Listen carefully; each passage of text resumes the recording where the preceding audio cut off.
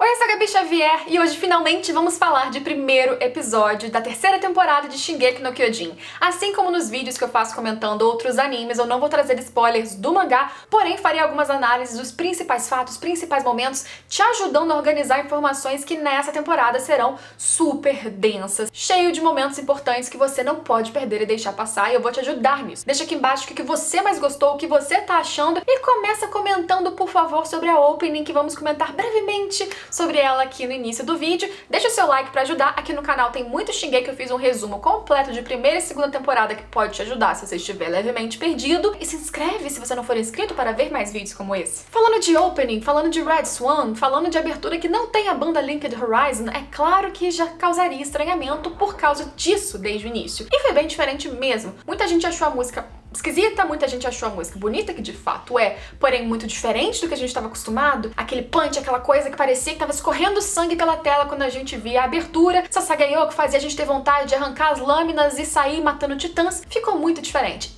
E quando eu assisti a abertura mesmo, a música completa com a animação, aí eu vi que fazia sentido. Calma, se você não tá gostando, se você não é do time que adorou, achou lindo, primeiro assiste com calma, observando as cenas que acompanham a música. Mas pra começar, observa que a abertura trata de transição, de personagens que mostram ali o seu passado, que tá linkado com a virada que vai acontecer em Shingeki. Ai, vai acabar a morte? Vai ficar uma história apenas de drama? Não vai ter sangue? Não, muito pelo contrário, já teve sangue e morte nesse primeiro episódio, mas as coisas vão ser bem diferentes. A verdade que vai surgir até o fim disso tudo vai virar a cabeça dos personagens, a perspectiva, os sonhos, objetivos e os seus também. Então calma. Primeira cena a gente tem que comentar, que é a cena em que o Eren tá olhando pro oceano e pensando sobre como o Armin sempre comentou que além das muralhas havia o oceano, havia o mar, mas que ele sempre se questionou sobre o que havia além do mar. E essa mensagem dele olhando pra frente, olhando pro horizonte e pensando sobre o que há além da muralha é muito importante. É claro que não é o presente, a gente já anotou isso porque a gente volta depois para as cenas do presente logo em seguida, após a abertura, mas é importante essa mensagem. Achei interessantíssimo a montagem que o anime fez com esta cena, abrindo tudo, abrindo a terceira temporada. Fica com ela no seu coração, fica com o que o Eren está pensando e mentalizando e falando no seu coração, porque vai ser importante.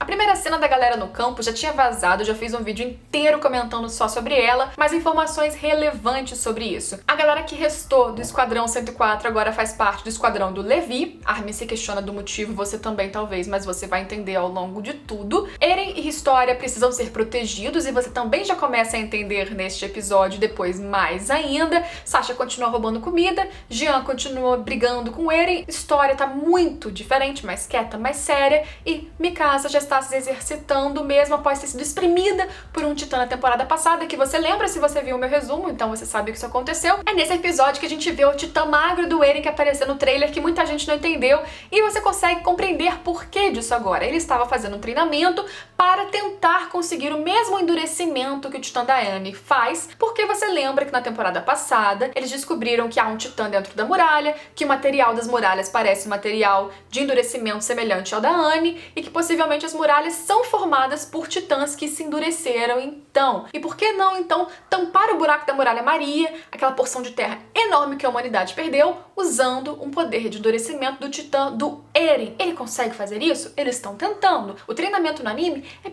bem mais sintético do que acontece no mangá. Na verdade, é só o finalzinho do que aparece. Lembrando aqui rapidinho que a gente sabe que o Isayama, autor do mangá, participou da produção da terceira temporada para melhorar a sua narrativa sobre essa parte da história, e já era esperado que ele fizesse reorganizações das cenas, algumas supressões, algumas mudanças cronológicas, e de fato ele fez isso já no primeiro episódio. É o autor fazendo, a história não está sendo mudada, mas, por exemplo, alguns fatos que aconteciam em 3 cenas diferentes, em 3 momentos cronológicos diferentes, aconteceram juntas nesse episódio. Não significa que todas as cenas que não apareceram, porque a gente deu uma grande avançada assim na história, não poderão voltar em flashbacks. Algumas precisam voltar. Eu não sei se a do treinamento vai, embora eu gostaria que voltasse sim em mais detalhes. A reorganização não trouxe um prejuízo, trouxe uma dinâmica e uma ação que viria só lá na frente, que para os espectadores do anime poderia ser desinteressante. Mas vamos aguardar para ver como que vai ficar ao longo dos próximos episódios. Serão 24, tem muita coisa para acontecer, então vamos esperar. Bem, voltando.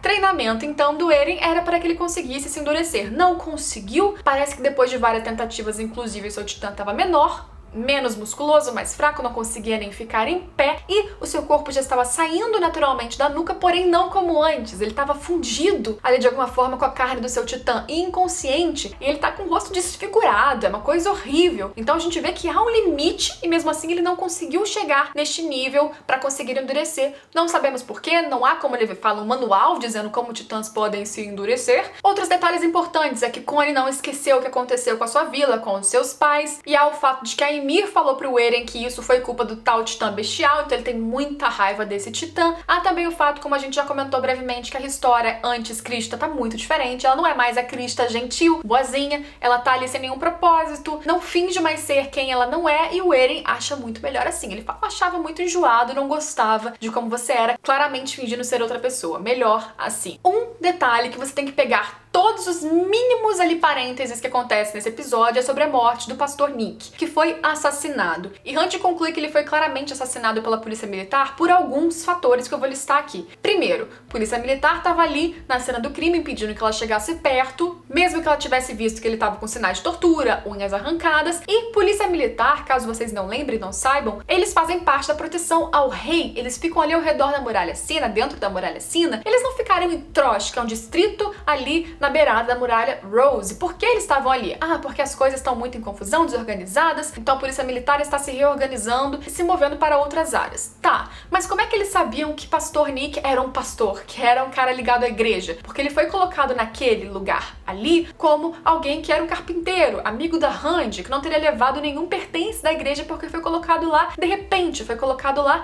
apenas para ser escondido. Então essa história de ser assaltado porque ele tinha coisa da igreja que era valiosa, não batia também. Então, claramente, por isso a Randy os ameaça ali implicitamente, eles tinham sido os responsáveis, mas responsáveis porque eles queriam, responsáveis porque a igreja mandou. Depois a gente vê que o Levi conclui que o que está acontecendo é claramente mandado por alguém do governo central. Por quê? Porque uma mensagem urgente do Erwin que chega pra eles lá naquela cabana que eles estavam, faz o Levi mandar geral sair correndo, e depois eles veem que em seguida chega um pessoal que parece da polícia militar, invadindo a casa com tochas, queimando, se eles estivessem ali, o que poderia ter acontecido. E por que eles estavam querendo perseguir a galera da tropa de exploração? Parece que eles queriam Eren e Historia, que Erwin havia sido preso, que as atividades da tropa de exploração para além das muralhas tinham sido canceladas, congeladas, então as coisas estavam muito ruins para a tropa de exploração. Pode ser que o governo nem se preocupe em esconder que eles estão indo ali contra a tropa, porque a população não se incomodará. E inclusive o governo tá dando presentinhos para a população, não é mesmo? Lá em Trosh, a gente vê que o governo estava oferecendo várias comidas, mesmo que em outro diálogo a gente visse o tal Lord Heiss, que é o pai da História, que a gente vê por linhas gerais que é uma filha ilegítima com uma história meio triste, mas que ele tem bastante voz ali na reunião com outros lords e o rei, dizendo que sim, tem que dar nem que seja 60% da alimentação, porque a moral ali do povo em relação ao rei precisa estar alta. E ele fala algo que é muito importante nessa cena também. Além da gente ver que ele tem uma posição de comando naquela reunião, em que ele fala que ele comanda enquanto o rei tá assim, ó, quietinho, olhando sem falar